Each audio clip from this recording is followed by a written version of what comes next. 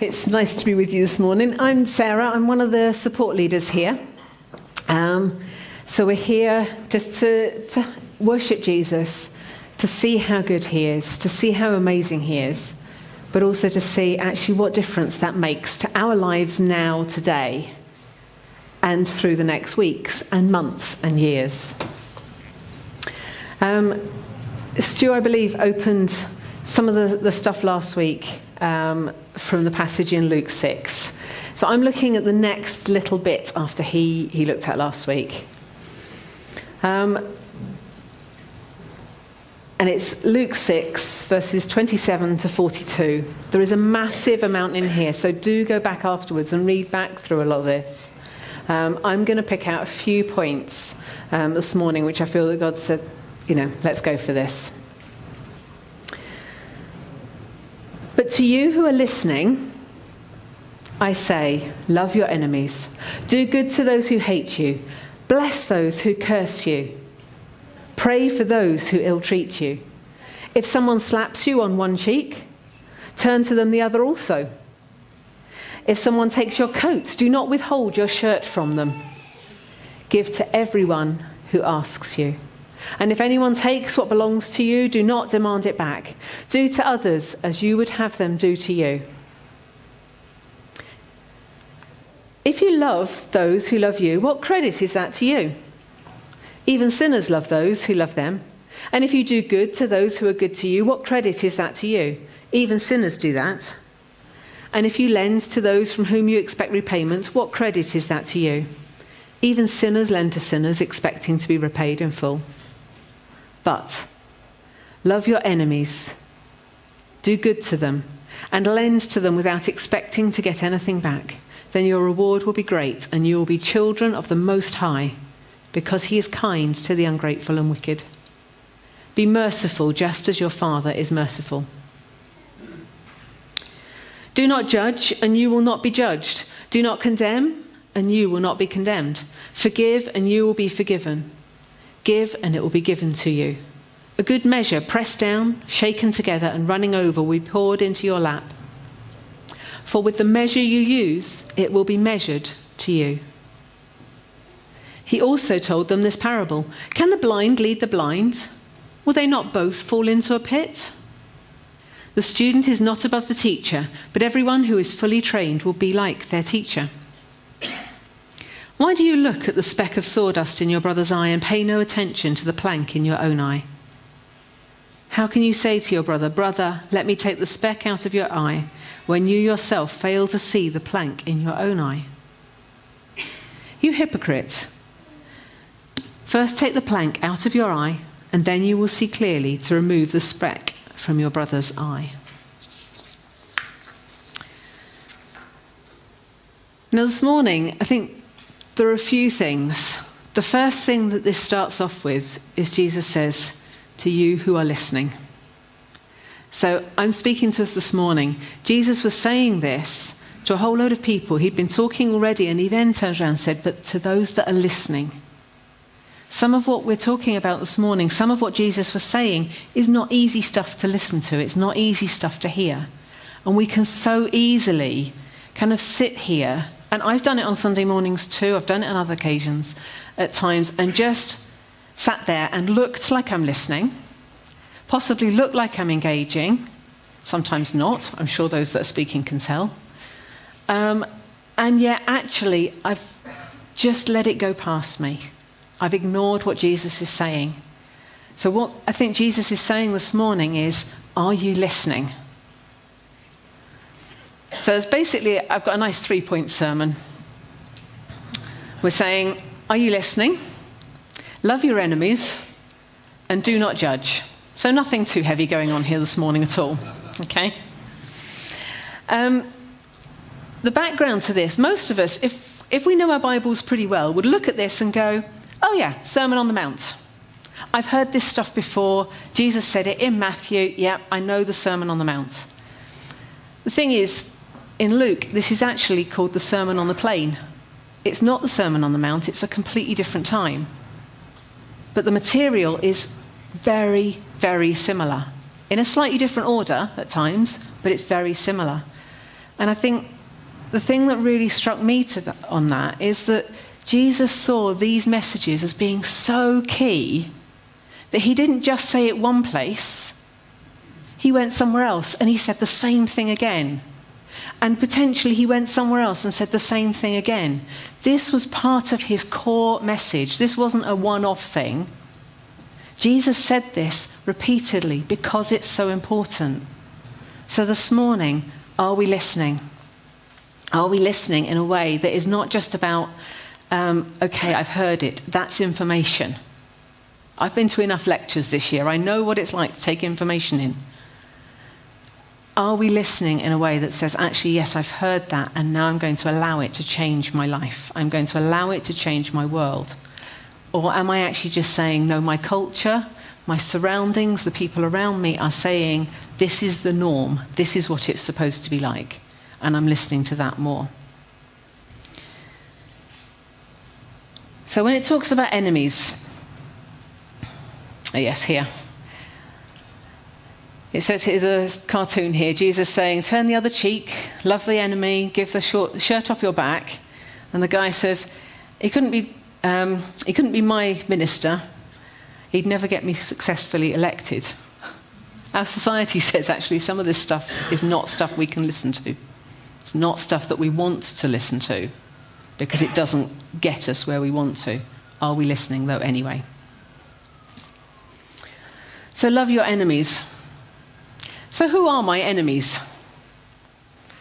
And I tried to write a nice little list, and I started off with those who I don't understand, those who don't understand me, those who oppose me, those who hate me, those who oppose or hate those that I love, those that want to kill me. And for Jesus, that was very literally the case. Those that make my stomach churn when I think about them. Those that make my heart sink. And I thought, actually, ultimately, it's anyone that I call those. Anyone that are those people, as opposed to my people. That's who Jesus is saying to love. Anyone that I don't see as being like me, or those that, anyone that I would put into a group that's over there as opposed to my group that's here. That actually makes it quite a big group that I've got to love. Particularly when you then go with I've got to love those that are like me as well. That doesn't leave me with many exclusions, and I couldn't come up with any. So, I think when we're talking about this stuff, this is not just about those people that we can really put a proper label on. It's absolutely anybody. Thing is, when Jesus was sitting here talking this, his hearers would have been saying, well, not those Romans. Hope he doesn't mean them. Those that can come into our village and just kill people because someone else did something. But that's exactly who Jesus was talking about as well. When Jesus talks of love, it's not an optional extra. This is not something that he says, okay, yes, you can become a Christian, you can become my follower, and if you want to, you can love. It kind of defines who we are as Christians. This stuff. When we ask, okay, well, what is love? Romans 5 verse 8, it says, well, this is how I know what love is. Okay? Good, nice short definition. While we were still sinners, Christ died for us. So while we were his enemies, he gave the ultimate sacrifice for us. That is Jesus' definition of love. That's how Paul writes it down in the book of Romans. I've also heard it said it's about seeking to see the person become more Christ-like. So if I'm loving someone, I'm wanting them to become more like Jesus. I'm wanting them to be the full person that they can be. And it's about treating someone as Jesus would treat them. I like nice little tick box rules. I like it when someone says, if you do this, then you're achieving that. If you do this, you are loving your enemy. You are loving someone. If you do this and this and this and this. But the trouble is, I don't think Jesus gives us lists like that. I think he just says, go do likewise. Do what I've been doing. Lay down your life, sacrifice for other people. It's not a simple, yes, I have ticked this box to say I have sent them a bunch of flowers. Yes, I have written a card. Yes, I've done whatever it is that they particularly need, done their washing when their washing machine's broken down. It's not about that kind of thing. Yes, those all can be expressions of love. But actually, are we seeking to treat someone as Jesus would treat them? Another reason that it's important, God is love. And actually, we are his children if we love. In Matthew 5, he puts it a little bit more clearly than he does in the Luke 6 passage. Love your enemies and pray for those who persecute you, that you may be children of your Father in heaven. It's a defining feature of Christians. Are we children of God? Are we loving our enemies? This is part of God's character. God is love. That's a bottom line in many ways. God is love. Nice short verse. And Jesus reveals God's character. So if we're behaving like Jesus, if we are acting to others like Jesus out of a motivation that is to see them become more Jesus-like, then we will be loving them. But as it says in Luke, we can't just love those who love us. That's kind of not what love really is. If we're going to be like God, if we are going to become more like Jesus, then actually we need to love those who are actually going to put us on a cross. Those that are going to take from us. Those who are potentially wanting harm from us or for us. So he goes on and talks of different ways that we can love our enemies. Some of those are very sort of active. We decide we are going to go and do something to love someone. We are going to do good to those who hate us. It's a deliberate thing. Trouble is, I know I can sometimes feel like, I'm just letting them off the hook a bit. Because I want to feel that I'm right. And I'm sure I'm not the only one that feels like that at times. But actually, that's not what it's about. It's not whether I'm right or wrong. Am I doing good to those who hate me? Am I blessing those who curse me? Verse 28. What's my motivation for blessing other people? Do I bless them because it looks good on me? Do I bless them because I like them? Or do I bless them because God wants to bless them and I am his hands and feet here? And God wants to do that. Do I pray for those who mistreat me? Verse 28. And I had a good think about, what actually happens when we do that? When we do these things, when we love those who hate us, when we pray for those who mistreat us, we actually just start to release our hands from around their neck. From that time that we just want to throttle them. When we pray for them, you actually just let go. Just takes your hands from round their throat. Not literally, I'm hoping. Metaphorically speaking. The thing is, when you pray for someone, you start to see them as Jesus' child. You start to see them as someone who Jesus loves. And if we are truly living the life that Jesus has asked us to live and gives us the power to live, then actually when we pray for them, we will start to love them too, because we start to see them through Jesus' eyes. Praying for them may not change their behaviour one little bit, but it will change my attitude to them and it will change my behaviour towards them. And if this is someone that I see on a regular basis, if I change my behaviour to them, the chances are their behaviour will start to change too. It's not our motivation, but it does sometimes happen. Those that we pray for no longer control us. We become free because we are praying for them. We are loving them. He also talks about ways that we can respond when people directly and deliberately hurt us. And he talks about turning the other cheek. I thought, okay, what does that mean? It's a phrase that we all hear. It's a phrase that's well known. If you've been through church for a long time, you definitely will have heard it a lot. And it's about not retaliating. It's about making a deliberate choice not to retaliate. It's about stopping the pattern of behaviour. If someone slaps me and I respond by slapping them back, that escalates. That pattern of behaviour will continue. If someone slaps me and I turn the other cheek, I refuse to retaliate, it gives that pattern of behaviour a chance to stop. That hating a chance to stop.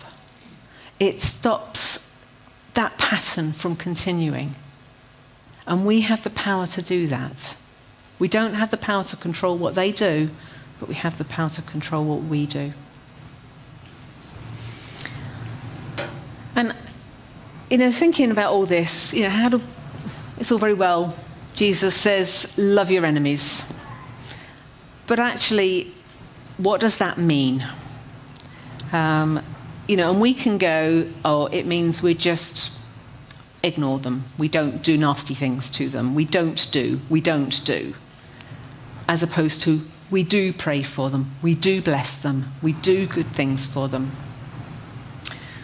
And Jesus actively sought out and did good things for his enemies. When we see him talking to the woman at the well, socially, culturally, he was completely her enemy, and vice versa. But he treated her as human. He treated her as equal. He treated her as an individual, and he gave her value. Do we do that for those who our society says are actually our enemies? Those who are the others. We also see Jesus interacting with the Pharisees, those who were misrepresenting God. They were actually being really separatist. They were saying, you cannot come to God because you are a woman, because you are not Jewish, because you are various different categories. Sinners was their sort of catch-all. Those are the things where actually they were the people that were keeping others from coming to God. And they were Jesus' enemies. And yes, he did oppose them, but he still loved them. He still grieved over them. When we look at the Last Supper, the one that we always tend to think of as almost the ultimate enemy to Jesus, the one who later that same night would betray him in Judas, was there, and Jesus washed his feet. That's how Jesus loved his enemies. Jesus knew what Judas was going to do, and that's how he behaved. And as I said earlier, while we were still sinners, Christ died for us. He hung on that cross, and he died so that we could come back into relationship with him. And I think when we look at how Jesus behaved, it really helps us to see what Jesus meant when he said, love your enemies. It wasn't a passive, just don't be nasty to them. He was actively good to his enemies. He prayed for them. And the ultimate one was hanging on that cross. He said, Father, forgive them.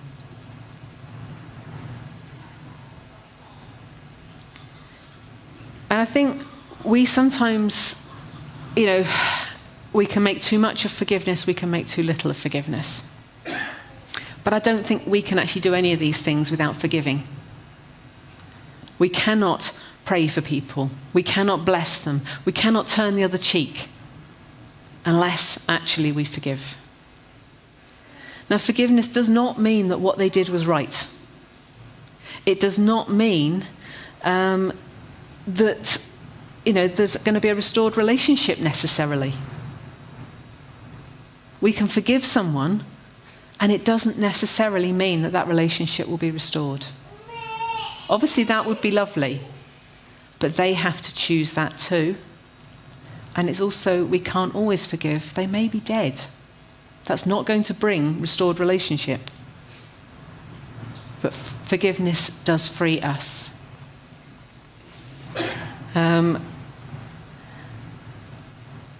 Jesus forgave us on the cross.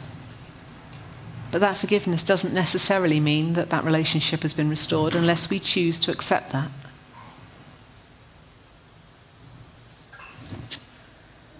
Forgiveness allows us, like I said earlier, to be free from the power that that person holds over us. When we don't forgive, what they did hurts us. As someone once said, unforgiveness is like drinking poison and expecting them to be affected. It's just not how it happens. When we don't forgive, we aren't free. And probably the biggest one is that when we don't forgive, we're not behaving like Jesus. Jesus forgave those that were killing him. And he forgave us our sins. Now, this is not easy. This is really not easy stuff. Okay, I'm fully aware this is not a light, fluffy sermon here. And sometimes it's more a case of, I can't forgive. I can't do it. But God, I know that you think that's the best thing to do. So can you help me move at least one step in that direction? And if we keep doing that in an honest heart, there comes a time when actually we can turn around and say, I forgive you. And I remember years ago being in that position of knowing it was a really good thing to forgive. And in many ways there'd been a restored relationship, but there still hadn't been a proper forgiveness. And it came to the point where actually I knew I should forgive, but I couldn't get there yet. But I was able to say to God, look, I know that's the right thing. I know that's the best thing. Can you help me to get there? And he did. And I was able to ring up that person. It's not always appropriate to do, but I was able to ring up that person and say, actually, I forgive you for what you did there. And it brought huge healing to them and to me. It restored that relationship fully. Now that was a beautiful opportunity, but it wasn't a one-stage process.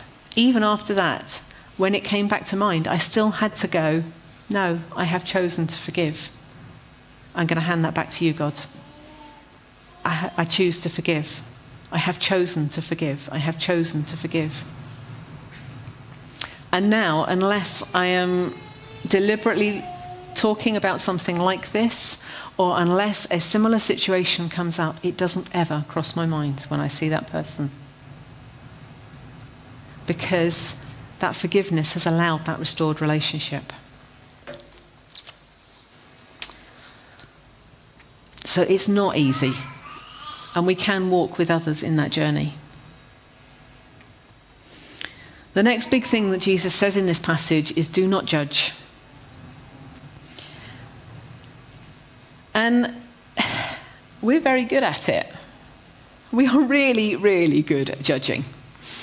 And I think one of the reasons for that is that actually when we go right back to the Garden of Eden, our original sin was choosing to judge in many ways. The tree that humans ate from was the tree of that knowledge of good and evil. Trying to say, I hold that knowledge of that is good and that is evil. That's where we started. That's where we went wrong in the first place. That's why we've got so good at it. It's trying to say, I actually know better than you do, God. And, if I'm honest, I quite like judging. I know it's not good for me. I know it's not good for other people. But it kind of makes me feel better. Makes me feel bigger than them. Back to those people again.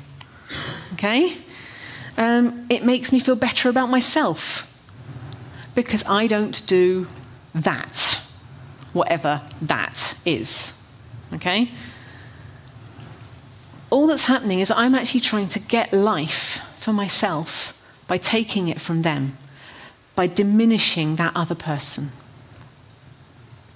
That's not how Jesus behaved. I'm not proud of that. It's not how it should be. It's not how I want it to be. And I am noticing it more often when I judge than I used to. I'm kind of working on the basis that he's bringing it to mind easier. And each time I'm trying to come back to him and say, I'm sorry. I choose to love that person. The thing is, we should be getting life from Jesus only, not from other people around us, not from our opinions. And there's enough opinions flying around, both politically and socially. We all have opinions, but we should never be getting our life from those. We should be getting our life from Jesus. Otherwise, those opinions are just an idol, and we're worshipping something else. And we have this cat here with its little face stuck in its piece of bread saying, don't judge me. And I think, so often we're a bit like this cat, kind of going, I know I'm not right, but don't judge me. But we're still going and judging other people just because they've got their face stuck in something different, not their piece of bread. We all do it. And then Jesus talks about a plank and a splinter in an eye. We have here one person laughing. You just told him he has a splinter in his eye and you have a beam in yours. Okay? And that person has a complete tree trunk in their eye. We can grade sins, we can grade behaviours and kind of go, mine's not as bad as yours, is not as bad as theirs, That's not the point. The point is we shouldn't be judging it in the first place. Let's leave that up to Jesus to do. Because he's the only one that's got clear eyes. He's the only one that can see clearly on these things. But when we look at that bit, he doesn't want us to keep that plank in our eye. He says, take the plank out. And we often need the help of others around us to do that. So we're saying, well, don't go to each other and say you've got a plank in you've got a splinter in your eye because I've got a plank in mine, but I want someone to help me with my... we start getting into these circular arguments with ourselves. Okay?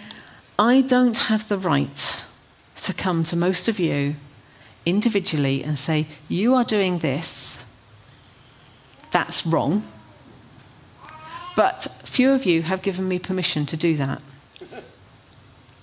And for those people, that is loving if I go to them and say, you said you wanted to be more like Jesus.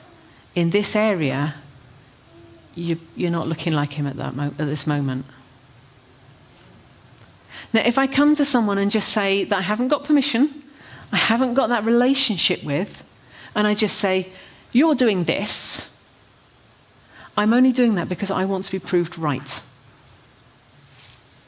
If I go to someone that I love, that I have a relationship with and I have permission, and I say, you're not behaving like that, you're doing this again, that is because I want to see them become more Jesus-like. And that's coming from a place of relationship. That is different from just judging. So we do want to grow. We do want to come and help each other to grow. And I'm fully aware I'm standing here, feeling quite vulnerable at this point in time, saying, I know this is one of the things I tend to do.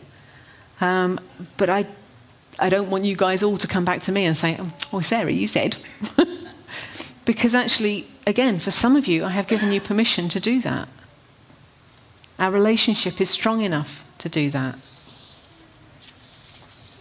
And before we say anything with anyone, no matter what relationship, double check with God first. Am I saying this out of a place of love and wanting to see them become more loving and become more Jesus-like? Or am I saying this because actually I just want to prove that I'm right and you're wrong, and I want to get life from that fact?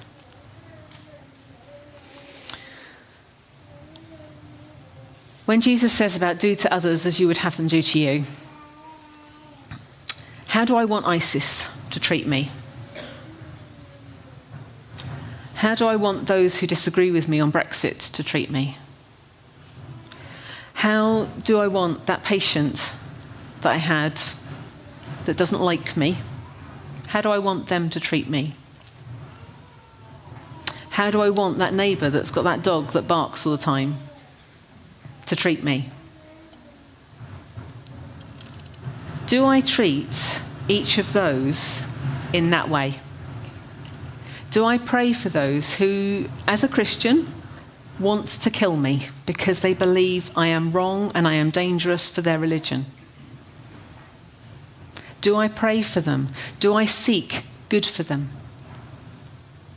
For that neighbour that has the dog that barks, do I want good for them? Do I want them, whatever it is, to be in a peaceful place? And, I can look down these things and go, okay, I know the right answers. Tick, box, yep, I know those answers. It's worth thinking about it. Am I actually answering those things correctly? Or am I answering them honestly? And sometimes those two things will coincide, and I hope they do. And I have had an experience where I had a patient who was trying to sue me and say all sorts of incorrect stuff about me. And I remember and Adrian, bless him, came with me to one of the hearings. And I actually said, look, I have been praying for this person. Now, that didn't stop my stomach churning every time another email came in on this subject, but it did actually make me see them as a real person. It made me see them as someone that actually Jesus loves. And it's not an easy thing to do. Genuinely not an easy thing to do. So we can say, okay, this is not what Jesus really meant. We're good at that, aren't we, with some of the harder sayings. And if it's not what he meant, then what did he mean? But the thing is, when we look at how he acted, I don't think we have that as an option. I think Jesus really meant it when he said, love your enemies. He behaved in a way that said, I love my enemies, and I wish good for them. The early church, before the 3rd century, they would have said the same. They loved their enemies. So today, are we listening to what God is saying now? Am I loving my enemies? Am I judging? Now, we've got a time of communion now. And this is actually a time of remembrance. It's a remembrance of what Jesus has done for us. It's of what he did on that cross. So as we come to this time, I'll go over there in a minute and we'll break the bread. It's an opportunity for us to ask for forgiveness for ourselves and to thank him for what he's done for us. It's an opportunity to think about what he did on the cross, to provide forgiveness for us and for those that we consider to be enemies. It's an opportunity this morning for us to actually grant forgiveness. Now, for some, that may actually be something that is very imminent. It may be something with someone that's here, and that actually it gives an opportunity to actually say, I'm sorry, I've been holding this against you. Most likely it won't be. But it's good to pray with others as we do these things. There is something about saying, I forgive this person out loud that is really powerful, as opposed to saying it somewhere in our head where we can ignore that we've ever said it again. There will be a team at the back to pray. There will be opportunities there to pray. But this morning, are we listening to what Jesus is saying in a way that actually means that we will go out and live that? Are we loving our enemies? Or are we judging them?